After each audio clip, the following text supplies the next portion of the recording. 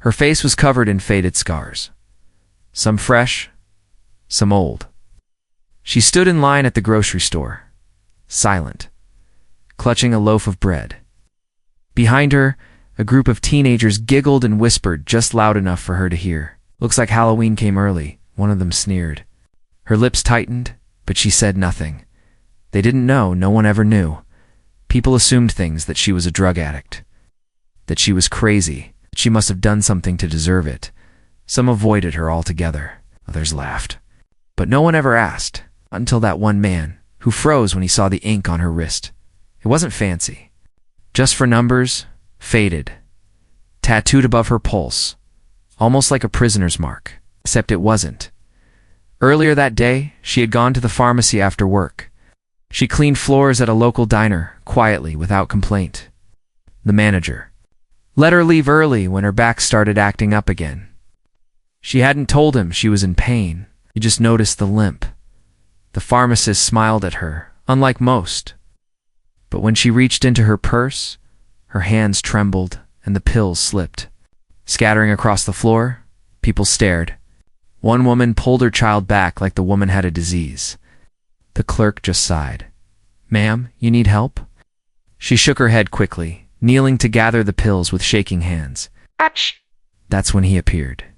Khaki shorts, military build, mid-50s, gray beard, quiet.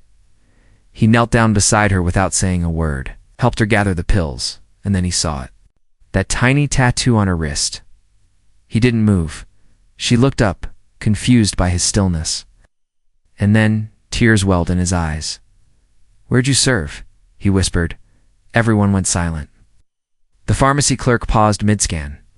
The mother with the child stared. She blinked. Kunar, 2007, the air changed. The man swallowed. Cop Keating. She nodded slowly. He looked like he'd just seen a ghost. "You were the medic. You pulled me out of that Humvee," he said, voice cracking.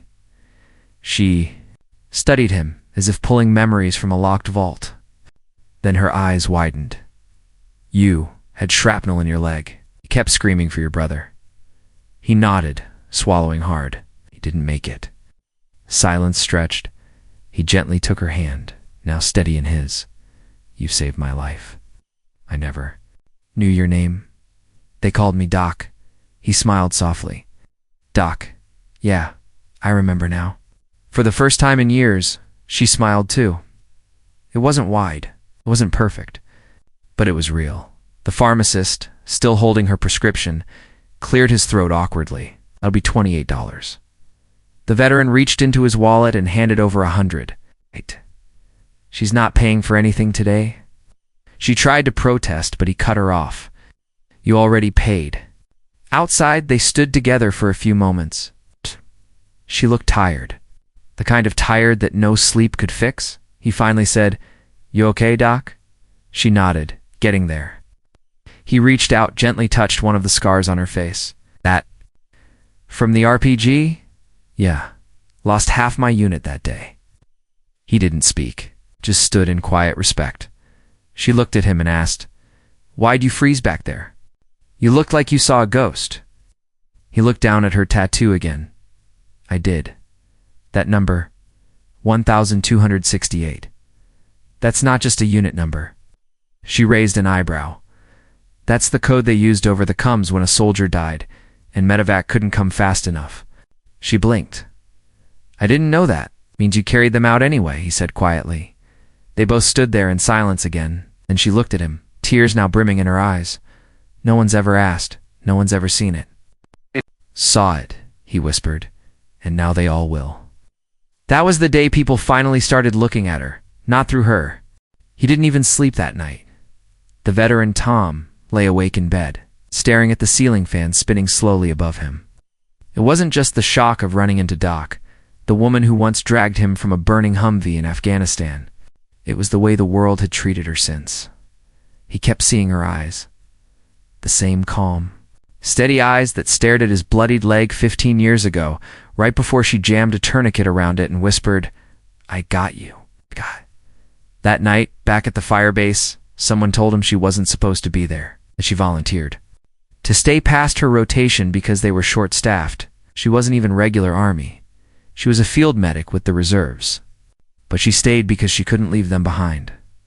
And now, she's pushing a mop, shaking in a pharmacy, laughed at by kids who don't even know what valor means.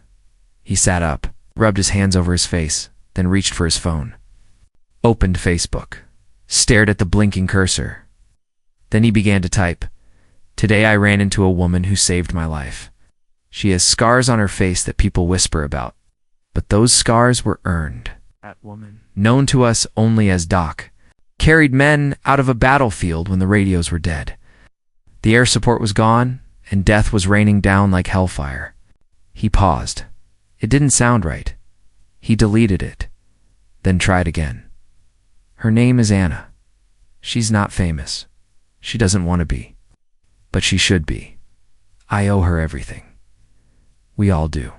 He hit post. He had no idea what he had just started. 3 days later, Anna came home to a line of cars parked outside her building. She lived in a quiet part of town, mostly seniors and lower-income families. She figured someone had died, or maybe someone's grandson was getting married. But as she approached, she saw cameras, news vans, microphones, and people. "Clapping? Are you Anna?" Someone asked. She froze. Depends who's asking. The crowd chuckled. A woman stepped forward, mid-30s, crisp blazer, tears in her eyes. "I'm sorry to bother you, ma'am. My dad was at Cop Keating. Said you were the reason he got to come home." Anna blinked. "Your dad's Tom?" "No," she said, laughing through tears. "No, my dad's name was Miguel. He passed from cancer 2 years ago. But he told us stories about you. Said you were the real deal." Anna looked at the woman, eyes wide.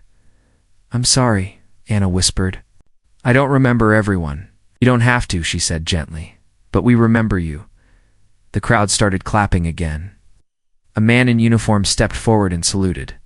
"Ma'am, we owe you a debt we can't repay." "Not a hero," Anna mumbled. "You are to us." Behind her, a camera flashed. Someone shouted, "It's her! It's really her!"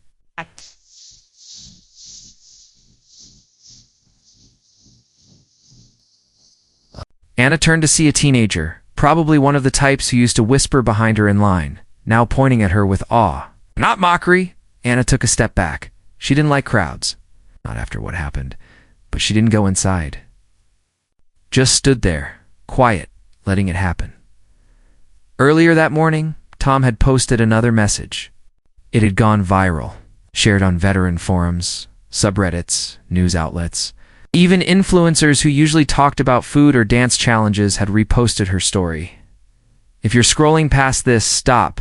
I want you to know that the woman you laugh at inline, the one with the scars, she's a hero, not in a movie, in real life. When I was bleeding out, she tied her own belt around my leg and dragged me through mud while mortar fell. I don't know why she's mopping floors now. Maybe we can do something about that. One comment under the post had thousands of likes. Let's fix this. Set up a GoFundMe. Right now. He did it. Hit $40,000 in 2 days. But Anna didn't know any of that yet.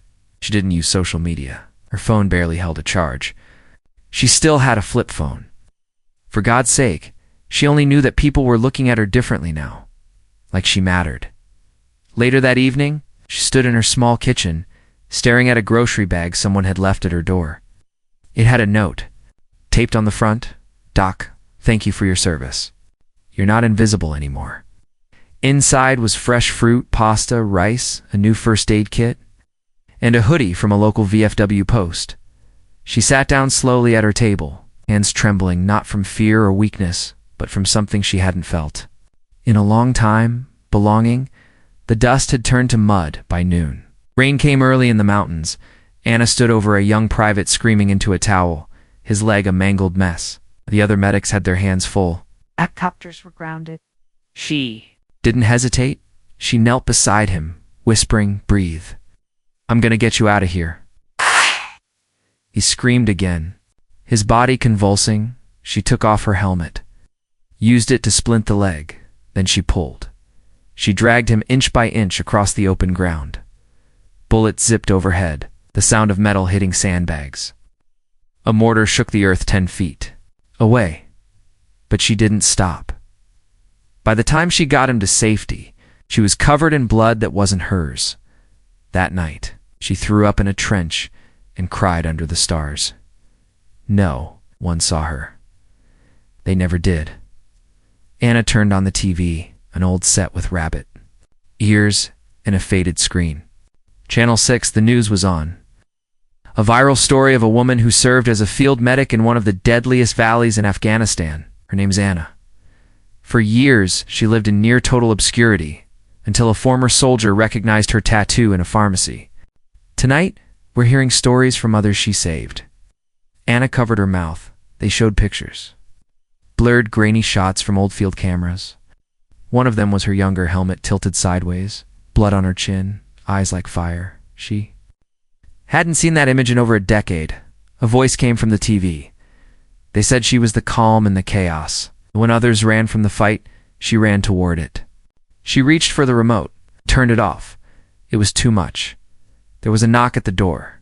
She opened it to find a teenage boy no more than 16 holding a drawing. "Hi," said nervous. I made this for you." Took it. It was a pencil sketch of her, scars and all, standing tall. "It's a cape made of the American flag. It's not great," he mumbled. "But my brother said you saved his friend. He told me you were like a real-life superhero." She didn't know what to say. He added, "My mom said I should thank you." She looked at the drawing again. It was beautiful. "What's your name?" she asked. James, can you do me a favor?" He nodded eagerly.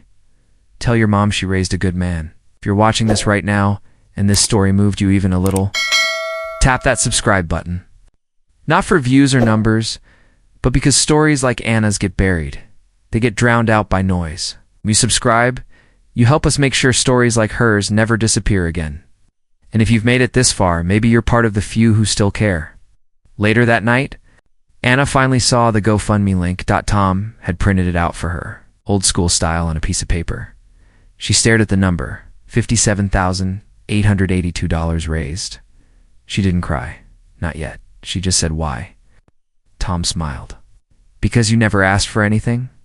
And it's about damn time someone gave something back." She tried to say thank you. The words got stuck in her throat, but not everyone was celebrating. A local councilman named Greg Mathers had caught wind of the story, and he didn't like it. He had his own plans for that part of town, plans that involved developers, empty lots, and money. Lots of it. Anna's building, slated for demolition, quietly approved last month. Now she was suddenly a hero? Greg sneered as he watched the story on his phone. "That's great." "Just what I need. A patriotic pity party." He made a few calls, and just like that, things started shifting. Anna noticed the first sign the next morning. Red notice to vacate on her door. She held it in her hands, confused. "I paid rent this month," she told the landlord. He shrugged. "New city code. Something about zoning. Not my fault." Tom stormed over minutes later. "This is retaliation." "They can't do this," Anna said, trying to stay calm. "They're trying to bury this before it gets bigger." Tom replied, "It's already big," she said softly. But she was wrong. It was about to explode. "Come back soon. Won't believe what the mayor tried to do next." Anna sat at her kitchen table, staring at the eviction notice like it was written in another language. It didn't make sense.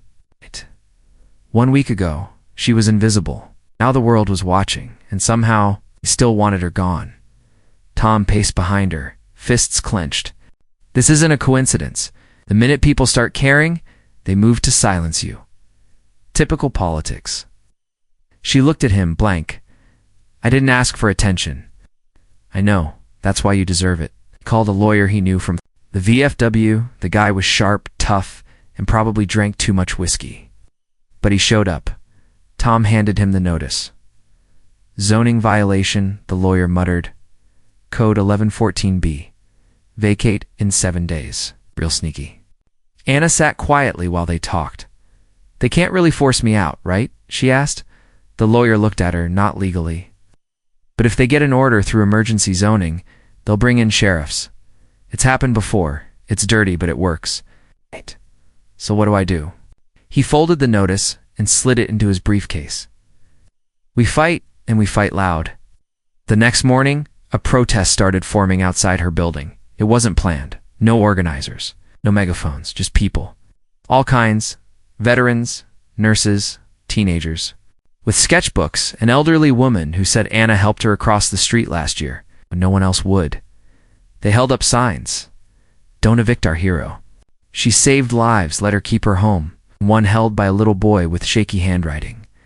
My uncle's alive because of Doc. Anna peeked out the window. Her hand trembled as she pulled back the curtain. I didn't ask for this, she whispered. Tom stood beside her. You didn't have to. That same day, a news crew from New York landed. A national anchor walked right up to her building and knocked. She didn't answer, but they stayed. They filmed the crowd, the signs, the supporters. They called it the House of the Forgotten Hero. And suddenly, this wasn't just a local zoning case anymore. It was national. The mayor, Evelyn Barnes, sat in her office, scrolling through her phone. Her jaw was tight, her eyes cold. Why didn't anyone tell me she was military? She barked. At her assistant, we didn't know. File just listed her as a janitor. Evelyn tapped her nails on the desk. And now she's a symbol. Yes, ma'am, we don't need a symbol. We need the lot cleared. Groundbreaking's next month. The assistant cleared his throat. We could delay the project. Quiet things down. Evelyn glared at him. Delay means weakness. Delay, we finish what we started. She picked up the phone. Get me Greg. Councilman Greg Mathers answered after one ring. I need this woman gone, she said flatly. You said it'd be clean. I didn't expect a damn war hero. I don't care. Handle it. 2 days later, a city inspector arrived with 2 officers and a clipboard. Said they were checking for safety compliance. Anna opened. The door, they didn't ask permission. They walked in. One of the officers nodded. Just doing our job, ma'am. Anna stepped aside, silent. They walked through every room, took pictures, whispered between themselves. Finally, the inspector handed her a sheet. Multiple violations, unstable plumbing, unsafe wiring, a la loot. Confused. What? My plumbing works? My nephew fixed the leak last month. The inspector didn't. Even look at her. Doesn't matter. You've got 5 days now. Tom showed up minutes later, red-faced, heart pounding. This is illegal. They don't care. She looked at him. Should I leave? He stared at her like she had asked the dumbest question in the world. No, you stand. You don't run from a fight. You never did. She said nothing, but something inside her straightened. Quietly, the story kept spreading. Radio shows, Pakist, a veteran influencer on YouTube, made a reaction video titled, They're Evicting a Soldier Who Saved Lives. It got 2.7 million views in 2 days. One of the top comments said, if you don't stand for people like her, what do you even stand for? The GoFundMe passed $100,000. People sent letters. Some handwritten. Some from kids. Some from other. Veterans. One just said, because of you, my dad came home. That's all I need to know. Tom started collecting them, stuffed them into a shoebox labeled Truth. But Anna stayed. Quiet. She didn't do interviews. She didn't speak to reporters. She just kept living. Went to work, took her meds, fed the stray cat that wandered to her window each night, but inside, she was boiling. She didn't want attention. She didn't want parades or speeches. She just wanted to be left alone. She'd carried men out of a war zone on her back. She'd sewn up wounds with shaking fingers in the dark, and now her country couldn't even let her keep a one-bedroom apartment. One night, Tom sat across from her, eating spaghetti from a paper bowl. You know, said, you never told me what happened to you. After the base, after the war, Anna kept her eyes on her food. I came home, got a job, tried to be normal, didn't work. She shook her head. Every time I heard a firecracker, I ducked. Slept on the floor for a year, couldn't touch my uniform without crying. He was quiet, she added. Then came the meds. The VA visits, the stairs. He nodded. I know. But the worst part, she said, wasn't the pain. It was being forgotten. He didn't have a reply, because he knew she was right. Anna was still asleep when the bulldozers came. 6 in the morning. No warning. A city crew arrived with caution tape and heavy machinery. They started by fencing off the lot next door, and they rolled closer. Tom woke her up, pounding on her door. They're here. She threw on a sweater, rushed outside barefoot. What are you doing? She yelled. A man in a vest held a clipboard. Final order. Emergency demolition prep.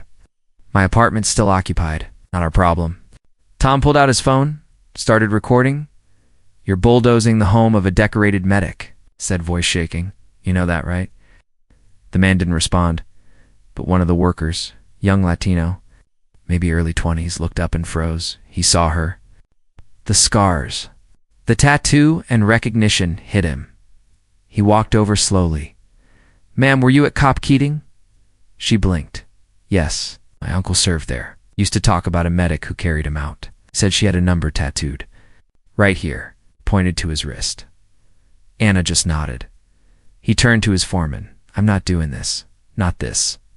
The foreman cursed under his breath. Get back to work. The worker shook his head and walked off. Another one followed. Then another. In 5 minutes, demolition crew had walked. Word spread instantly. #Stan with Anna started trending by noon. 60 people stood between her building and the machines. Veteran from Texas drove 18 hours to be there. A nurse from Tennessee held a sign that said she healed soldiers. Now we protect her. The mayor finally spoke on camera that evening. We're reviewing the situation, she said stiffly. No veteran should feel unsafe in our city. But no one bought it. Because the next day, a police van parked across the street. Anna stood at her window, arms folded. They're watching, Tom said. Let them. That night, she finally opened one of the letters from the shoebox. It was crumpled. Written in pencil, it said, You don't know me, but I know. You. I was the one screaming under the Jeep. You stayed with me when everyone else ran. I don't know why I lived, but I did, because of you. I hope you're safe. I hope someone's staying with you this time.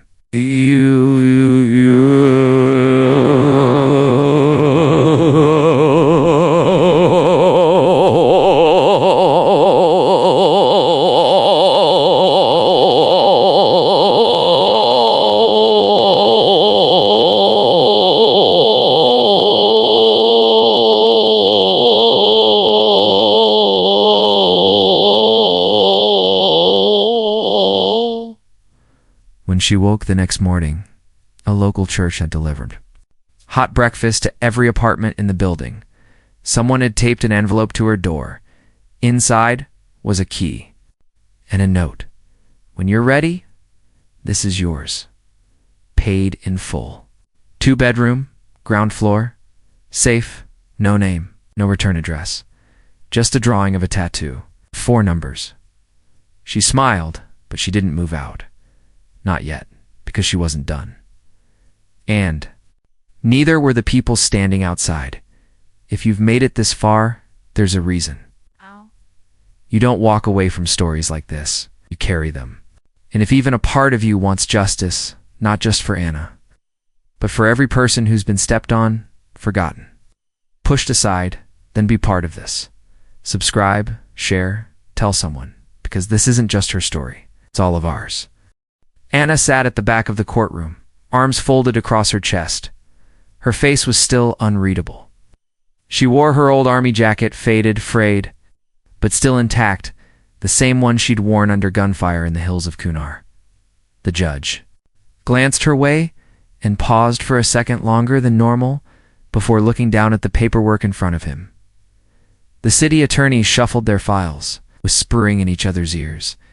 Greg Mathers sat on the far end of the room, face red, suit wrinkled, trying not to meet anyone's eyes. It had only been 12 days since the eviction notice. 12 days since the mayor's office. Ow. Tried to erase a life like it was a typo now. They were the ones on trial.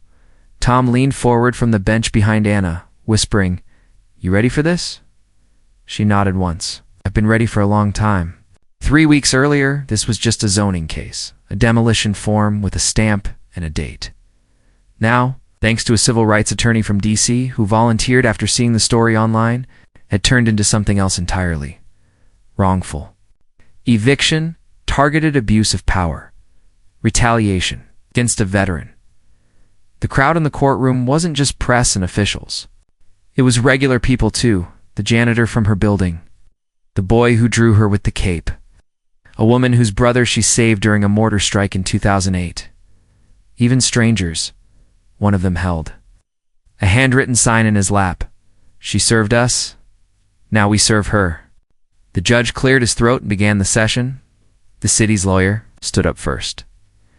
This is a simple issue of code enforcement and property rights, she said, too confident. The city has zoning laws. This building was out of compliance. That's all. The judge looked at her over his glasses. Is it standard practice to send bulldozers before the appeal period ends? She shifted.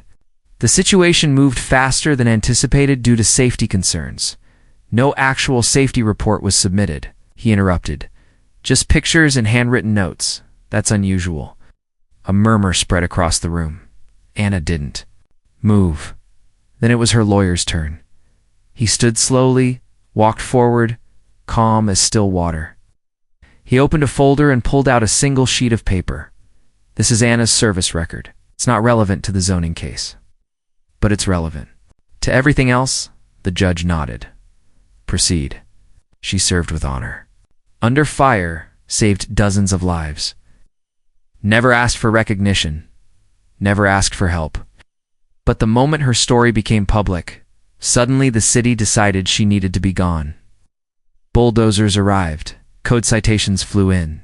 Coincidence? You turn to the gallery. You be the judge. Then he handed the judge another document. This is the email from Councilman Gregg. Mathers to a local developer, time-stamped 2 days before the eviction notice. It says, and I quote, "The old place where the vet lives is almost cleared.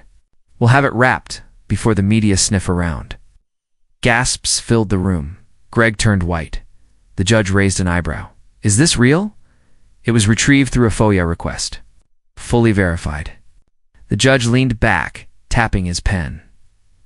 In light of this, I'm issuing an immediate injunction on all demolition plans involving Miss Anna's building. A cheer burst from the back row. Someone clapped. The judge banged his gavel twice. Order, please. He turned to Anna. Ma'am, on behalf of this court, thank you for your service. She didn't speak, just gave a small, tired smile. Outside the courthouse, a crowd had gathered. When she stepped out, they erupted. Camera flashes, reporters shouting her name, but she didn't say anything. She just looked at the people, the faces, the signs, the quiet nods from strangers, and then turned toward Tom. You think it's really over? She asked. He looked around, shrugged. Over? Nah. But you won the first battle. And that's more than they ever expected. She chuckled. They should have known better than to corner a medic. That night, Anna returned home to a surprise. Her building wasn't just untouched. It had been cleaned, painted. Someone had fixed the broken railing on her steps. A mural was being painted on the side of the wall. It was her, the tattoo on her wrists clearly visible. But in the mural it glowed like light. Below it were the words, "Not all heroes wear capes. Some wear scars." Anna stood and stared at it. For a long time she didn't cry. She just took a deep breath, feeling something break loose inside her, something that had been clenched for years. Peace. Not the kind you find in silence. The kind you find when you're finally seen in the following days. People continued to visit her building, not out of pity, but out of respect. A documentary team started interviewing veterans she'd served with. A nonprofit offered her a position teaching trauma medicine too. Medics-in-training. She said she'd think about it. Tom showed up every other day with coffee and updates. The city council's cleaning house, he said one afternoon. Greg's stepping down. Mayor's under review. Internal Affairs is sniffing around. Anna sipped her tea. Maybe they'll think twice next time. One afternoon, she was walking back from the corner store when a woman approached. Her, young, nervous, maybe early 30s. I saw the news. I just wanted to say thank you. Anna smiled. You're welcome. The woman hesitated. Can I ask something? Personal? Sure.